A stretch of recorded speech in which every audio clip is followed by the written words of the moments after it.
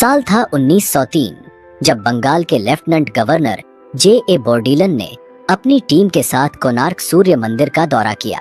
यह दौरा साधारण नहीं था क्योंकि उस समय उन्होंने मंदिर में कुछ ऐसा देखा जिसने उन्हें 800 साल पुराने इस भव्य मंदिर के सभी दरवाजे बंद करने और इसे रेत और बालू से भरने का आदेश देने पर मजबूर कर दिया। आज 123 साल बाद भी यह मंदिर अपने गर्भगृह में छिपे रहस्यों के साथ बंद है। लेकिन सवाल उठता है, आखिर ऐसा क्यों किया गया? सोचने वाली बात यह है कि 800 साल पहले न तो सीमेंट की शोध हुई थी और न ही आधुनिक तकनीक की, तो उस दौर में कोणार्क सूर्य मंदिर का निर्माण कैसे हुआ? इस अद्भुत मंदिर में अत्याधुनिक आयरन लॉक सिस्टम का इस्तेमाल किया गया था जो इसकी संरचना को स्थिर बनाए रखता था। सबसे चौंकाने वाली बात यह है कि इस मंदिर के पहिए जो सूर्य और चंद्रमा की गति से संचालित होते थे, एक प्राचीन समय यंत्र की तरह काम करते हैं और आज भी सटीक समय दिखाते हैं।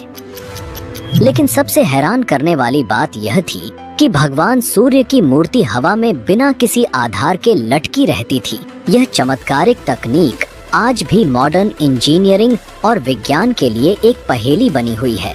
साथ ही मंदिर के शिखर पर लगा 52 टन का विशाल चुंबक जो इस चमत्कार को संभव बनाता था, आखिर कहां से लाया गया था और अब वह कहां पर है? साल 2022 में भारत सरकार ने इस मंदिर से रेत हटाने और इसके गर्भगृह को खोलने की योजना बनाई, लेकिन आज तक यह काम पूरा नहीं हो सका। सवाल यह है, क्या गर्भगृह के अंदर कोई ऐसा रहस्य छिपा है जिसे दुनिया से छुपाकर रखा गया है? क्या हम कभी जान पाएंगे कि इस भव्य संरचना के अंदर क्या है?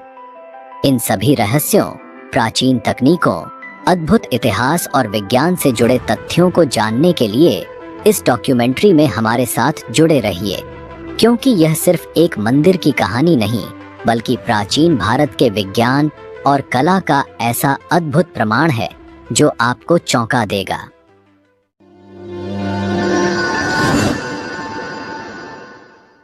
उड़ीसा के पुरी जिले से लगभग 35 किलोमीटर दूर चंद्रभागा नदी के तट पर स्थित है कोणार्क सूर्य मंदिर। यह केवल एक मंदिर नहीं है बल्कि प्राचीन भारतीय ज्ञान, विज्ञान और कला का ऐसा नमूना है जो आज भी दुनिया को चकित कर देता है।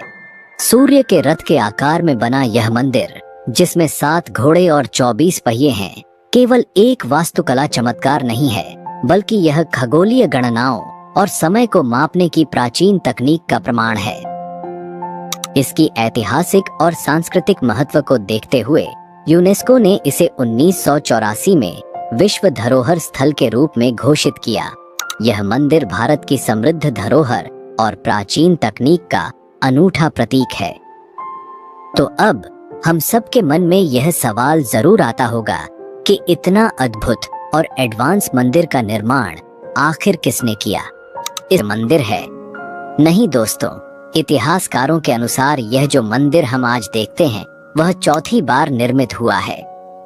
आज का कोणार्क सूर्य मंदिर 13वीं शताब्दी में गंग वंश के प्रतापी राजा नरसिंहदेव प्रथम के शासनकाल में बनाया गया था। यह मंदिर भारतीय वास्तुकला और धार्मिक धरोहर का अद्भुत उदाहरण है जिसे सूर्य देव के सम्मान में निर्मित किया गया था। कोणार्क सूर्य मंदिर के निर्माण के पीछे एक महत्वपूर्ण प्रेरणा की कहानी जुड़ी हुई है। यह प्रेरणा थी राजमाता कस्तूरी देवी की। कस्तूरी देवी ने अपने पुत्र गंग वंश के महान राजा नरसिंहदेव प्रथम को एक विशेष संदेश दिया। उन्होंने नरसिंहदेव को याद दिलाया कि उनके पिता ने भगवान जगन्नाथ का भव्य मंदिर बनवाया था जो आज भी भक्ति और श्रद्धा का केंद्र है। उन्होंने कहा, सूर्य देव के बिना जीवन की कल्पना भी नहीं की जा सकती। एक ऐसा भव्य मंदिर बनाओ जो सूर्य की महिमा को युगों युगों तक जीवित रखे और गंग वंश के वैभव और शक्ति का प्रतीक बने।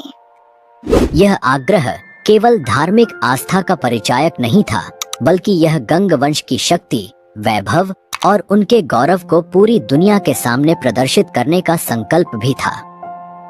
राजमाता की इसी प्रेरणा से नरसिंहदेव प्रथम ने कोणार्क में सूर्य देव के 7 घोड़ों वाले रथ के प्रतीकात्मक स्वरूप में अद्वितीय और कालजयी मंदिर के निर्माण का संकल्प लिया। राजा ने अपने मंत्री को आदेश दिया कि इस भव्य सूर्य मंदिर के निर्माण के लिए सबसे श्रेष्ठ वास्तुकार की खोज की जाए। मंत्री ने उस समय के महान और कुशल शिल्पकार बिसु महाराणा को इस कार्य के लिए चुना। राजा के आदेश पर चंद्रभागा नदी के किनारे कोणार्क सूर्य मंदिर के निर्माण की शुरुआत हुई। इस मंदिर का निर्माण 1238 ईस्वी से 1264 ईस्वी के बीच हुआ। मंदिर को तैयार करने में 12 वर्ष लगे और इस दौरान लगभग 1200 कुशल कारीगरों ने दिन रात अपनी मेहनत और लगन से इस अद्भुत संरचना को आकार दिया। बिसु महाराणा की कुशलता और निपुणता उस युग की प्राचीन इंजीनियरिंग का जीवंत प्रमाण है। उन्होंने अपनी टीम के साथ मिलकर मंदिर को बलुआ पत्थरों से तैयार किया। विशेष बात यह है कि इन पत्थरों को जोड़ने के लिए लौह प्लेट्स यानी आयरन क्लैंप्स का इस्तेमाल किया गया, जिसे आज हम आधुनिक आयरन लॉक सिस्टम कह सकते हैं। यह तकनीक उस समय के उन्नत इंजीनियरिंग ज्ञान को दर्शाती है और यह साबित करती है कि हमारे पूर्वज तकनीकी रूप से कितने सक्षम और उन्नत थे। मंदिर निर्माण के अंतिम चरण में जब शिखर पर कलश स्थापित करने की बारी आई तो कारीगरों के कई प्रयास असफल रहे। यह देख राजा नरसिंह देव क्रोधित हो गए और उन्होंने आदेश दिया, यदि सूर्योदय से पहले शिखर पर कलश स्थापित नहीं हुआ तो सभी कारीगरों को मृत्यु दंड दिया जाएगा। यह सुनते ही निर्माण स्थल पर भय और निराशा का माहौल छा गया। मुख्य शिल्पकार बिसु महाराणा के कंधों पर भारी संकट था। उसी समय उनका 12 वर्षीय पुत्र धर्मपद वहां पहुंच गया। धर्मपद, जिसने जन्म के बाद से अपने पिता को कभी नहीं देखा था, मां की अनुमति लेकर यहाँ आया था। जब उसने देखा कि सभी कारीगर संकट में हैं और उसके पिता चिंता में डूबे हैं, तो उसने पूछा, पिताजी, मैं इस समस्या का हल कर सकता हूँ, क्या आप मुझे अनुमति देंगे? धर्मपद बचपन से अपने पिता की कला और इंजीनियरिंग को समझता था। रात के अंधेरे में आत्मविश्वास से भरा यह 12 वर्षीय बालक धीरे धीरे मंदिर के शिखर पर चढ़ा। अपनी कुशलता और गणना से उसने कलश को पूरी निपुणता के साथ स्थापित कर दिया। वह कार्य जिसे अनुभवी शिल्पकार 12 वर्षों में नहीं कर पाए, धर्मपद ने कुछ घंटों में कर दिखाया। लेकिन यह सफलता धर्मपद के लिए चिंता का विषय बन गई। उसे लगा कि जब राजा को यह पता चलेगा कि यह काम एक 12 वर्षीय बालक ने किया है, तो बाकी कारीगरों को अयोग्य समझकर उन्हें दंडित किया जाएगा। अपने पिता और कारीगरों की जान बचाने के लिए धर्मपद ने मंदिर के शिखर से चंद्रभागा नदी में छलांग लगा दी और अपने प्राणों की आहुति दे दी। सुबह जब राजा ने मंदिर के शिखर पर कलश को स्थापित देखा और हवा में झूलती सूर्यदेव की मूर्ति को देखा, तो वह अत्यंत प्रसन्न हुए। उन्होंने मंदिर के प्राण प्रतिष्ठा के लिए माघ शुक्ल सप्तमी का दिन तय किया। लेकिन जैसे ही मंदिर का प्राण प्रतिष्ठा संपन्न हुआ, कुछ रहस्यमयी घटनाएं होने लगी। सबसे पहले मंदिर के शिखर की एक विशाल मूर्ति नीचे गिर गई। फिर मंदिर के पत्थर खुद ब खुद गिरने लगे। राजा नरसिंह देव को जब यह ज्ञात हुआ कि इस मंदिर के निर्माण का पहला दिन एक 12 वर्षीय बालक के बलिदान से शुरू हुआ था, तो उन्होंने इसे अशुभ मानते हुए मंदिर में पूजा अर्चना को रोक दिया। वर्षों तक यह भव्य मंदिर वीरान पड़ा रहा और धीरे धीरे इसके आसपास घने जंगल उग आए। कोणार्क सूर्य मंदिर के दरवाजे पिछले 123 साल से बंद हैं, पर सवाल उठता है कि आखिर इन दरवाजों को बंद किसने किया और क्यों किया। साल था 1903, जब भारत पर अंग्रेजों का शासन था। उस समय बंगाल के लेफ्टिनेंट गवर्नर J.A. बोर्डिलन ने इस ऐतिहासिक मंदिर का दौरा किया। उन्होंने मंदिर की स्थिति को देखकर महसूस किया कि यह भव्य संरचना जल्द ही पूरी तरह ढह सकती है। इसे बचाने के लिए उन्होंने एक अनोखा कदम उठाया। मंदिर के गर्भगृह को रेत से भरवा दिया और इसके सभी दरवाजों को बंद करवा दिया। गवर्नर का तर्क था कि रेत मंदिर के अंदरूनी हिस्से का भार संभाल लेगी, जिससे यह संरचना सुरक्षित रहेगी। उस समय यह कदम सही समझा गया क्योंकि तकनीकी साधन बहुत सीमित थे। हालांकि यह फैसला कितना सही था, यह आज भी एक बहस का विषय है, लेकिन इतिहास में तो अंग्रेजों के लिए तारीफ ही लिखी गई है।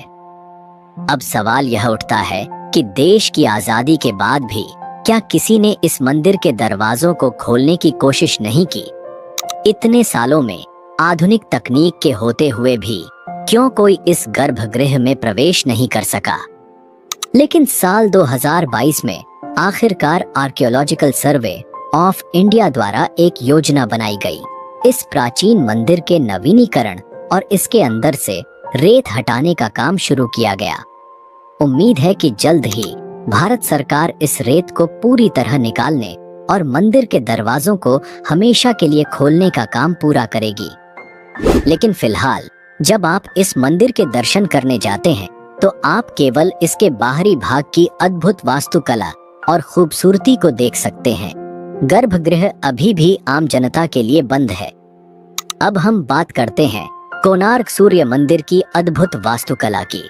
यह मंदिर अपनी भव्यता के साथ साथ अपनी उन्नत तकनीकों के लिए प्रसिद्ध है। मंदिर का 52 टन का विशाल चुंबक जो पूरी संरचना को संतुलन देता था, और गर्भगृह में भगवान सूर्य देव की अष्टधातु की मूर्ति जो हवा में तैरती थी, आज भी एक रहस्य है।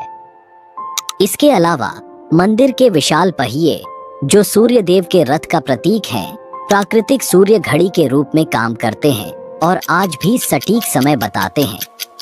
यह प्राचीन भारतीय इंजीनियरिंग और खगोल विज्ञान का अद्भुत उदाहरण है। आइए जानते हैं इन रहस्यों की गहराई को।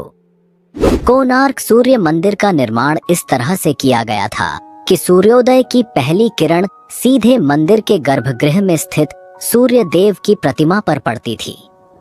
यह अद्भुत रचना सूर्य की गति और पृथ्वी की परिक्रमा को ध्यान में रखकर की गई थी। मंदिर मुख्य रूप से बलुआ पत्थर और ग्रेनाइट से बना है, जो इसे प्राकृतिक आपदाओं के खिलाफ मजबूत बनाता था। दोस्तों, आपसे एक सवाल है, कोणार्क सूर्य मंदिर के अलावा क्या आप भारत के किसी और प्राचीन सूर्य मंदिर के बारे में जानते हैं? अगर जानते हैं तो उसका नाम और उसकी विशेषता कमेंट में जरूर लिखें, ताकि दूसरे लोग भी इस मंदिर के बारे में जान सकें। आपका योगदान सबके लिए ज्ञानवर्धक होगा। चलिए अब आगे बढ़ते हैं। कोणार्क सूर्य मंदिर को भगवान सूर्य के रथ के रूप में बनाया गया है, जो सूर्य देवता की गति और समय के चक्र का प्रतीक है। हिंदू वैदिक परंपरा में सूर्य को पूर्व में उगते हुए और 7 घोड़ों द्वारा खींचे गए रथ में आकाश में तेजी से यात्रा करते हुए दर्शाया गया है। यह रथ 7 घोड़ों द्वारा खींचा जा रहा है।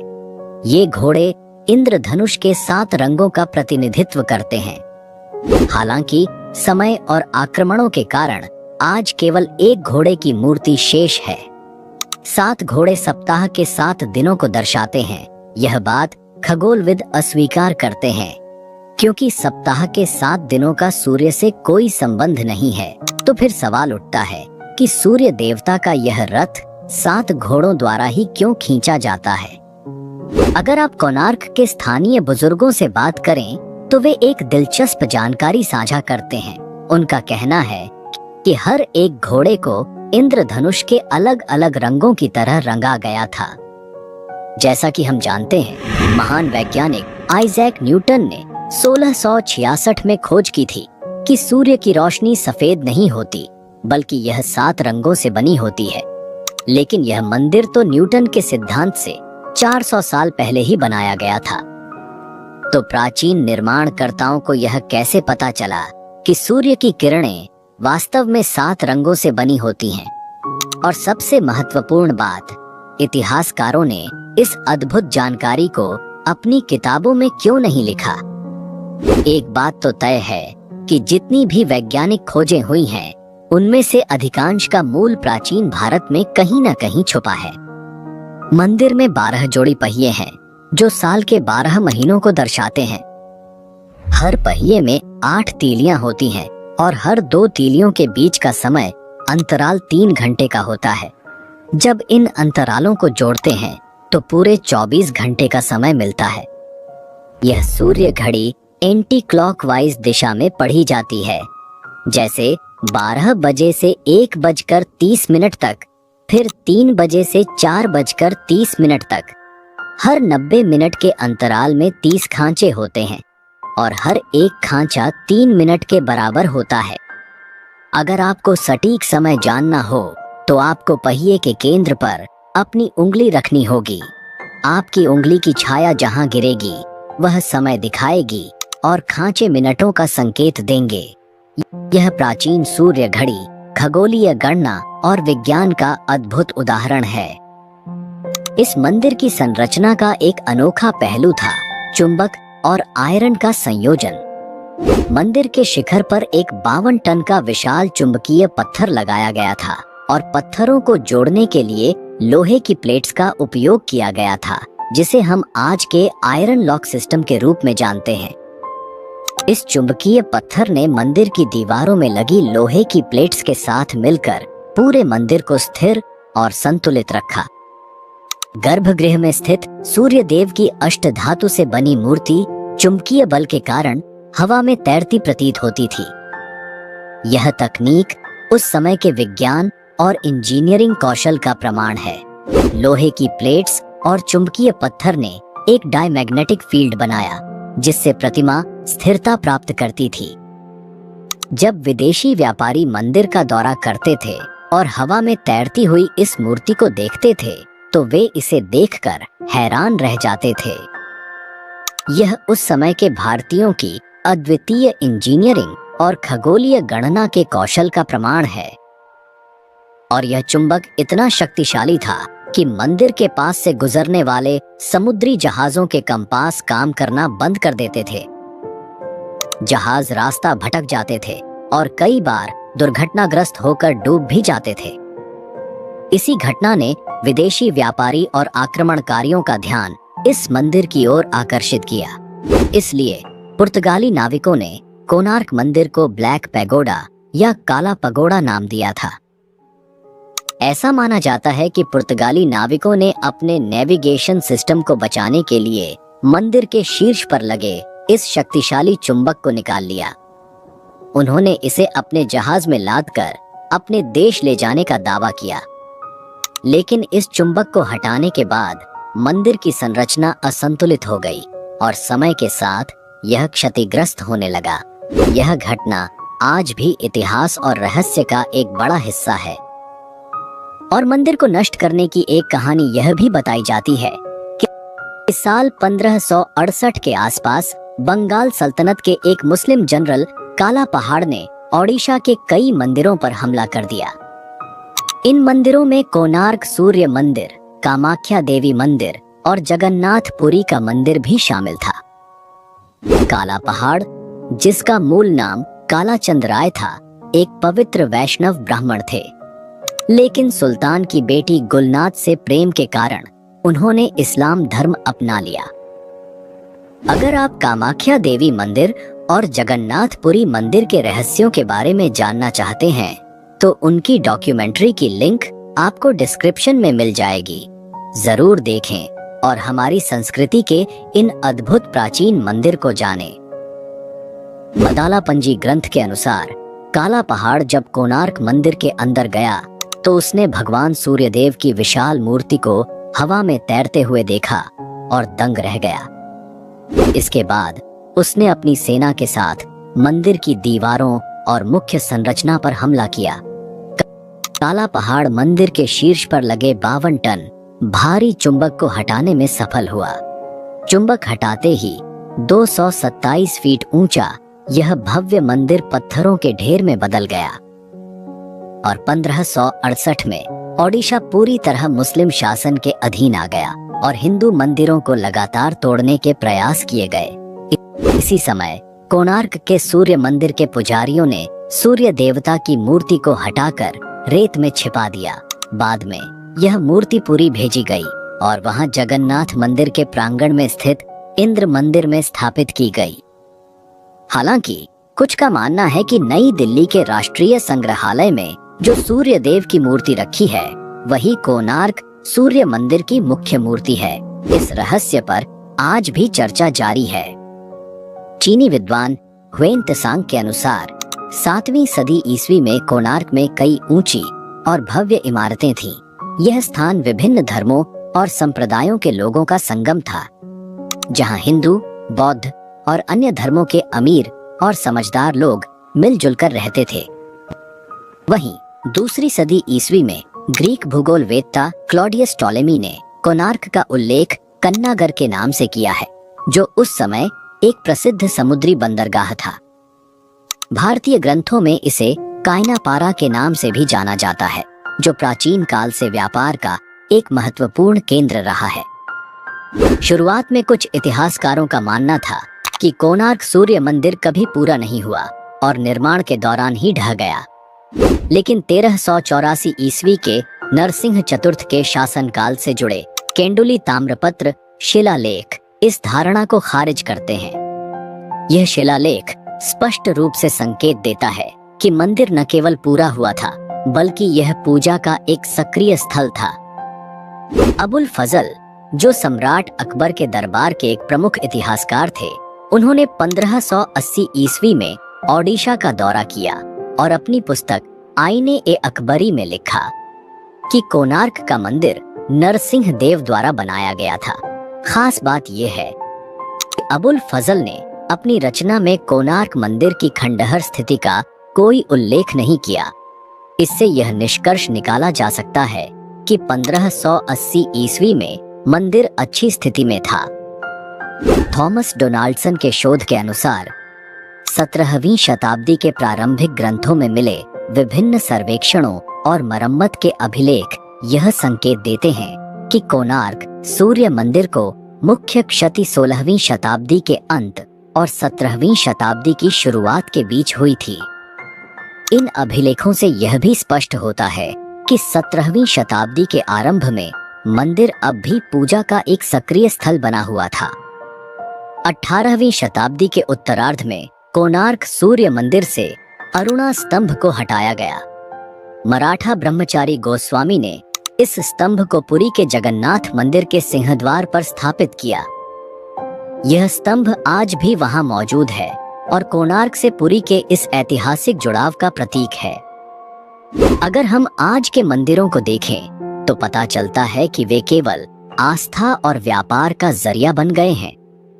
सभी देवताओं की मूर्तियां दर्शनार्थियों की सुविधा के हिसाब से लगाई जाती हैं और प्रत्येक मूर्ति के पास एक दान पात्र रखा जाता है ताकि श्रद्धालु कुछ पैसे डाल सकें।